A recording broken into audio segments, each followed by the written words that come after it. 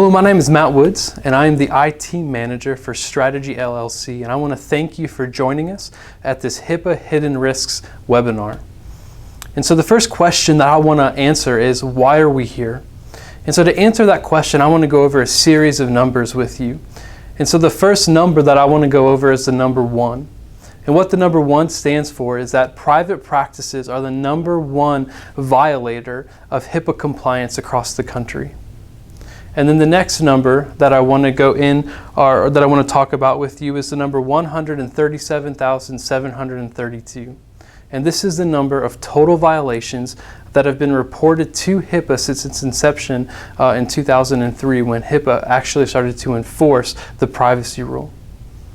And in that number then, I want to go to the number 40 million. And that's the amount that HIPAA has brought in or has fined practices as a result of HIPAA violations. And then the next number that I want to go in with you on is 100 to 50,000. And this number range is important because this is the cost to you that could happen per violation within your office. And then the next number that I want to go to is 10,000. And in a hospital down in Mississippi, this is the amount of people whose identities or whose information was stolen as a result of a HIPAA risk, where a laptop was stolen from the hospital that the hospital never foreseen. And they estimate that when identities are stolen, that the average cost to repair your identity is $13,500. And so this fight for HIPAA isn't just about keeping our patients' privacy secure, it's also about protecting their lives. Because I don't know about you, but I can't afford a $13,500 bill. And so this talk is important as we try to earn the trust of the patients that you guys are serving. And then the final number that I want to go over with you is 1 billion.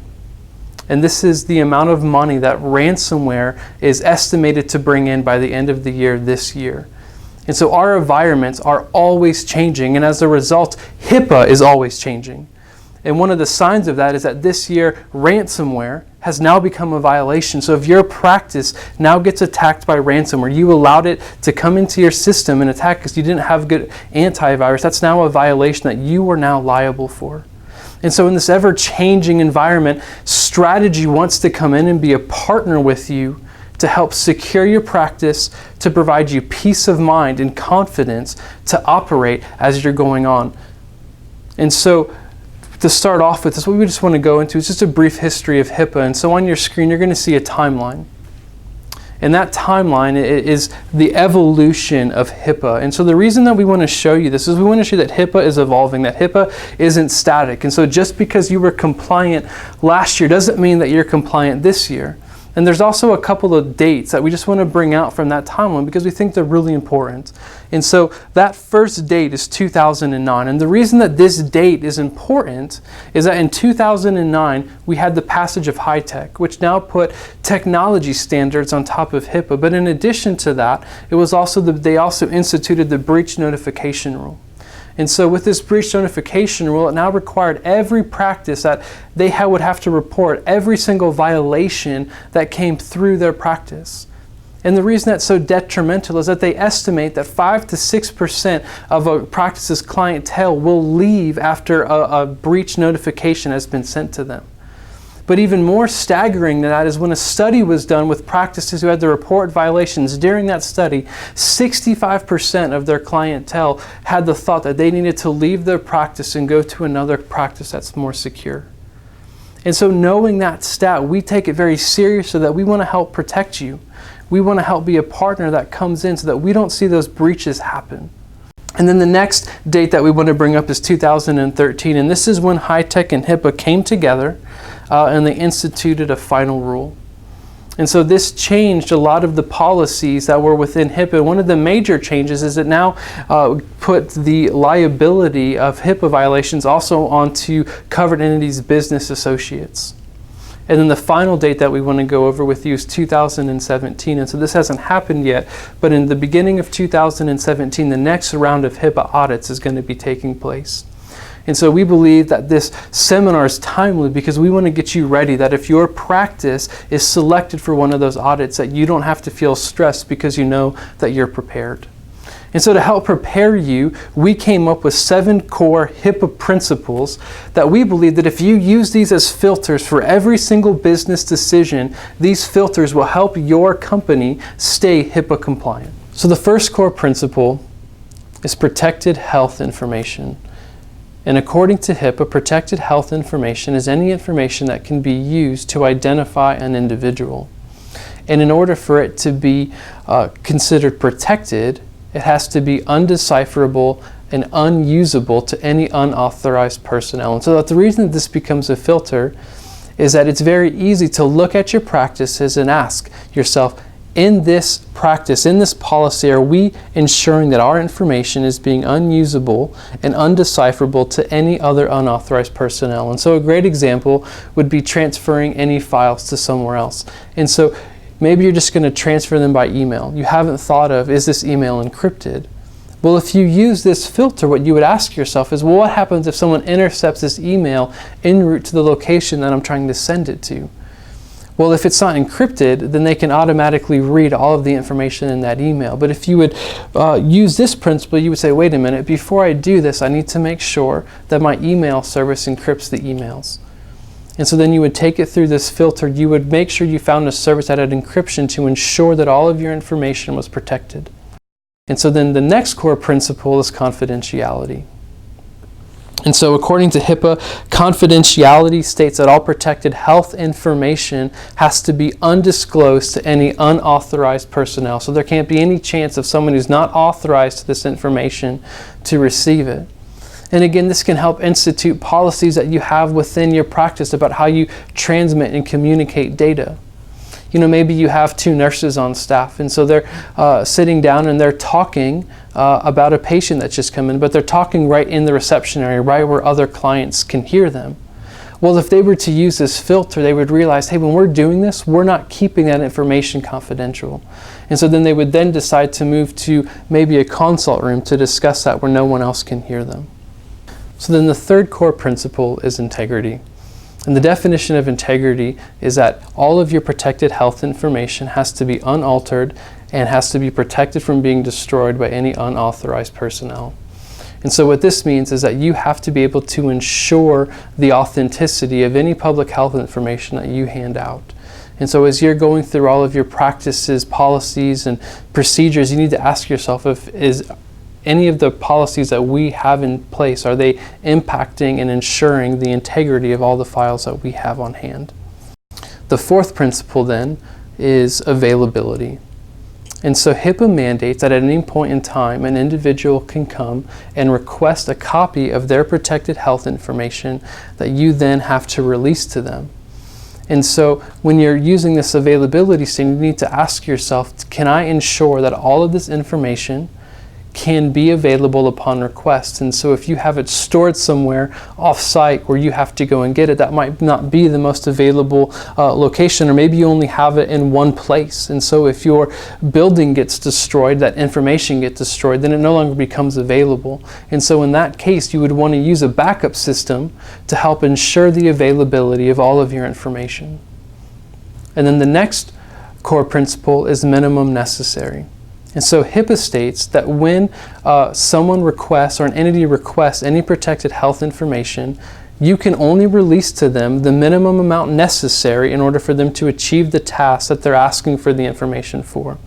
And so a great example is, let's say you've hired a billing agency to go and do collections for all of your outstanding payments. Well, according to minimum necessary, you can only release to them enough information for them to be able to go out and make those calls. So you wouldn't need to give those people all the information of what happened during their procedure. You would only need to give them the procedures that were done and how much those procedures cost. And anything outside of that information wouldn't be the minimum necessary and would then lead to a violation. And then the sixth principle is flexible. And so HIPAA was designed to be flexible. And so while that's a blessing, it's also a curse, because what that means is you're not liable until you are. And so there's no minimum standards that you guys can look at to be able to go through and say, okay, my backups are meeting proper standards, or that all of my tech meets the right standards. So they didn't want to enforce that. But the problem becomes is that if you have a breach, you can't go back and say, well, I met that. And so with flexibility, while it provides you freedom to take care of your practice how you see fit, it also passes a lot of the liability onto your practice and requires you to consistently stay up to date to make sure you're meeting the proper standards for today. And then the final HIPAA principle is seek partnership. And so one of the biggest messages that we have for you today is don't try to do this on your own. You're not on your own. You have other organizations, other businesses that are willing to come in and help you make the right decisions. So we've walked into way too many organizations who they've tried to do it on their own, and the reality is they're just too busy.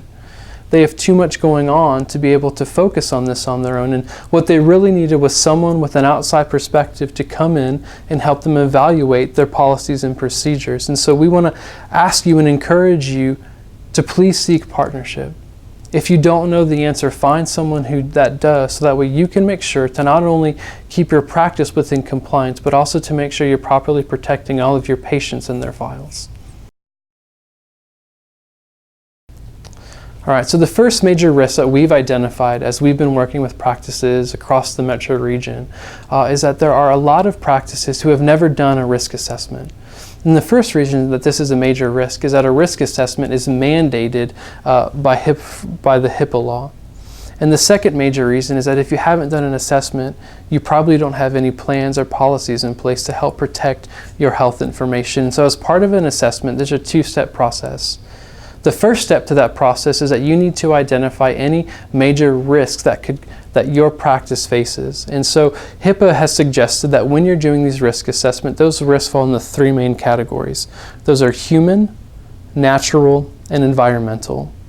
And so a human risk would be something like hacking or a disgruntled employee who comes in and vandalizes all of your files or steals equipment. A natural risk could be something like a tornado or a lightning strike or a flood, or just like we experienced a few weeks ago, an earthquake. And then the final one is environmental.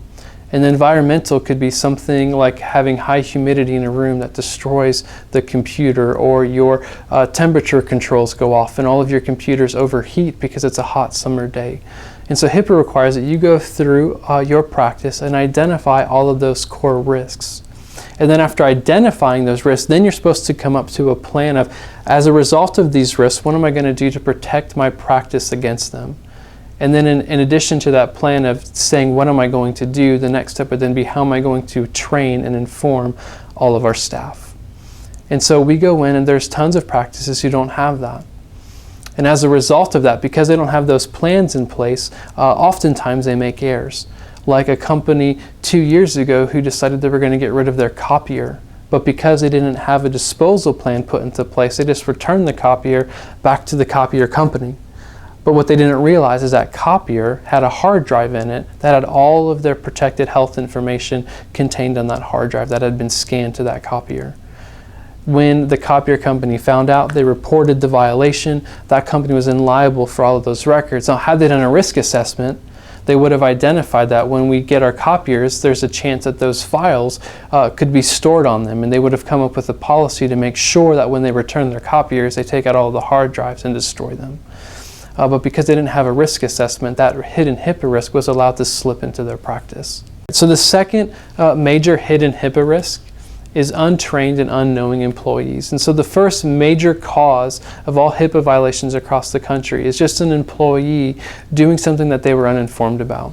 And so it could be that they accidentally sent a piece of mail to the wrong location, or they talked to someone out in a waiting room not knowing that that was a violation. And so we go into practices and we see this all the time. It's employees trying to do their best, but they just haven't been trained. And so we would recommend that every practice would take all of their employees through at least a yearly annual training on HIPAA, where you're talking about the new standards, you're talking about any security policies that you've put into place to protect you and your employees from making any mistakes that could potentially lead to a HIPAA violation. The third major hidden HIPAA risk is passwords. And so we've walked into a lot of practice over the city who they just don't have secure passwords, or they've have their password posted for the public to see. And so all of these are HIPAA violations. HIPAA asks that you have secure passwords and that they are not posted anywhere in public. So they can't be on Post-it notes on screens, they can't be on papers on desks. They need to be completely invisible to the public. but also the need to have, we suggest that every password has minimum security standards. And so those minimum security standards are that every password should be 8 characters long, and they should have 3 of the following 4 requirements. So they should have a number, a lowercase letter, an uppercase letter, and a symbol. That makes those passwords extremely hard to guess or to be hacked, and thus protecting your system from any outside threats. The next major hidden HIPAA risk is access controls. And so HIPAA mandates that when you log into your system, there need to be certain access controls put into place. So every user needs to have a unique username and password. There also needs to be automatic logout, so that if a station hasn't been manned within 5 to 10 minutes, that it automatically logs it out, thus locking any unauthorized personnel from coming into that computer. And what this protects against is a doctor logging into a computer, finding files, and then leaving the room, walking out, and then keeping that computer logged in, thus giving any patient the ability to log in to the system and find any information in the domain. And so many practices don't have these set into place. And so we recommend that you would put them into place, that you would have automatic logout set up, and that you would ensure that every person that's on your work staff has their own unique username and password for when they log in. The 5th major hidden HIPAA risk is outdated programs and operating systems. In order to be compliant with HIPAA and the high-tech law, all of your programs and systems need to be supported and up to date. And we walk into practices and we see that they have outdated systems like Windows XP, Windows 2000, or Windows Server 2003, all of which are unsupported, and as a result they don't receive security patches, which allows hackers to use those vulnerabilities to come in and steal files and programs. And so if you, as a practice, have any of these programs, we recommend getting them updated as soon as you can. Or if you're not sure, get a network assessment so people can come in and let you know any of your programs or operating systems that may be out of date. Number 6 is proper backups. And so in order to maintain HIPAA compliance, again, you have to be able to maintain the integrity and the availability of your files. And as a result of that, it is absolutely essential that every practice has a backup system in place that is taking up-to-date versions of all of their files. What this protects you against is any local destruction. So let's say your building gets hit by a tornado or an earthquake, or let's say someone comes in and puts a crypto lock on one of your computers and they ransomware all of your files, thus not allowing you to have any access. Well, if you have a backup system, you can just go to your backup system to restore all those files. But if you don't have a backup system, you've now lost all of those files, and thus you now have to report a breach to Health and Human Services. And so it's essential to have an up-to-date backup system in place. The 7th major hidden HIPAA risk is Wi-Fi connections. And so oftentimes we walk in to dental practices and they want to make sure that they have a connection for their guests, but also a connection for their staff and their employees. So they normally have a private and a public Wi-Fi access point. And so while that's good, the problem is that those aren't 2 separate connections. It provides a hole to any hacker to access the public network and then bridge himself into the private. And so in order to keep that from happening, it's required that every practice would separate those into 2 separate connections, because if they're 2 separate connections, they can't be bridged by any hackers and giving them ability to get into their files. And number 8 is email security. There are a lot of companies that use Gmail or Yahoo, and they're not using their encrypted versions of their service. And so what that means is that they're storing emails and they're even transferring emails without encrypted technology. Thus, when they're being stored or being sent, it's possible that hackers could intercept those files, steal that public health information, and cause a violation. And so it's important that when you're looking at your email service that you're asking those questions to your email companies. Are you encrypting our data? Is encrypted both in the transmission and the storage to protect your clients from possibly losing their information as you're communicating it to them and to any other health professional that requires that information. And then number 9 is business associate agreements. And so one of the things that HIPAA mandates is that when a covered entity enters into a business agreement with another business that is responsible for any any of the protected health information, that you need to enter into a formal agreement, thus establishing liability on both sides, and that needs to be a signed contract. And so there's a lot of organizations who don't have those in place. And so they enter into these agreements without any type of protection.